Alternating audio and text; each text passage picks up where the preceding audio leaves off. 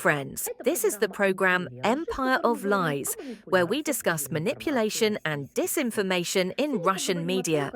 Victorious war as an excuse, how Russian propaganda constructs the myth of war's infinite resources. The latest episode of Vladimir Solovyov's show featured one of the most revealing and ideologically explicit stories of recent months. It concerns a fundamental propaganda narrative.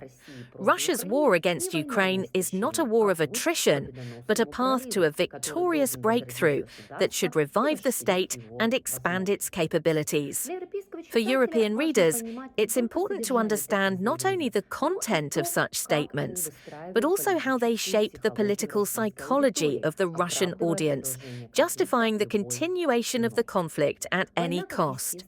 1. War as a natural state of the state. At the beginning of the discussion, one of Solovyov's guests asserts that the US and Europe are doing fine, while the real losses are being suffered by two Slavic peoples, that is, Russia and Ukraine. A key conclusion is reached. Ukraine is exhausting itself faster, and it is precisely its moral burnout that could end the war. This is an important construct. Propaganda excludes the very possibility of Russian fatigue, economic constraints, or human losses, and shifts the focus entirely to Kyiv.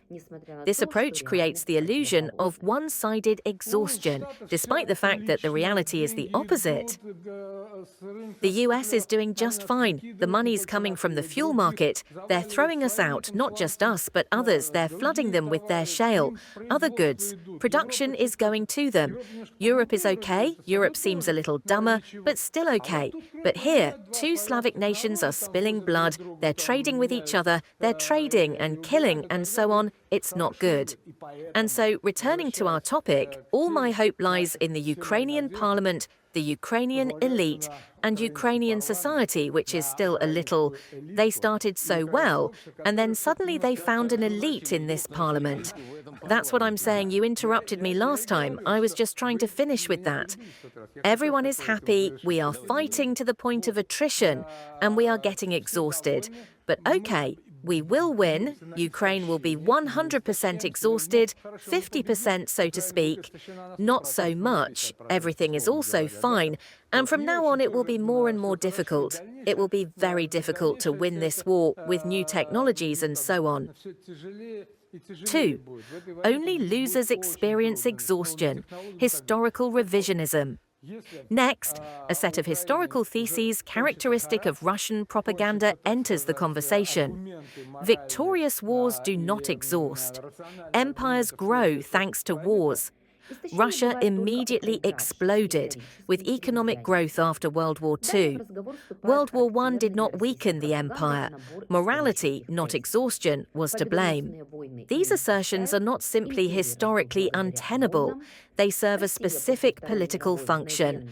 Function to prove that war is useful and peace is dangerous. In this logic, any criticism of the continuation of the conflict is perceived as weakness, and economic difficulties as a temporary inconvenience before a future breakthrough. 3. Victory as territorial control over Ukraine. After the pseudo-historical block, the interlocutors move on to the practical content of victory. According to them, Russia's victory means control over most of Ukraine. This is followed by a curious interpretation.